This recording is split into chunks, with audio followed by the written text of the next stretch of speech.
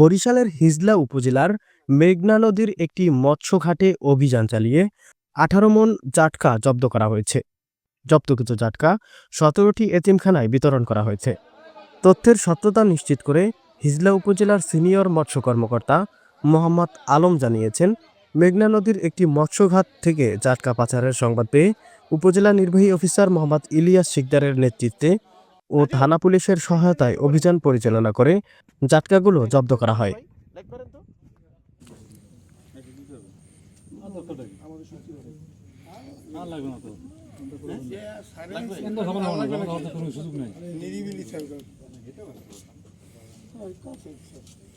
একদম কাছে গঠন হয়েছে কি করে তো মনে করেন আমাদের জনকর্তৃপক্ষরে এটা বুঝতে হবে। কালকে পিডি স্যার আসছে এখানে 3টা স্পট নিয়ে স্যার এটা দেখে আমার বলছে এখন সব করে চোখের সামনে বদনাম হয় আমাদের। আর ধরা পড়ে গিয়ে মুল্লাদি আর বাবুগঞ্জ বাড়ির সামনে পরে কি হয়েছে হিজলার থেকে আসছে সবই লিশে বাচ্চা স্যার।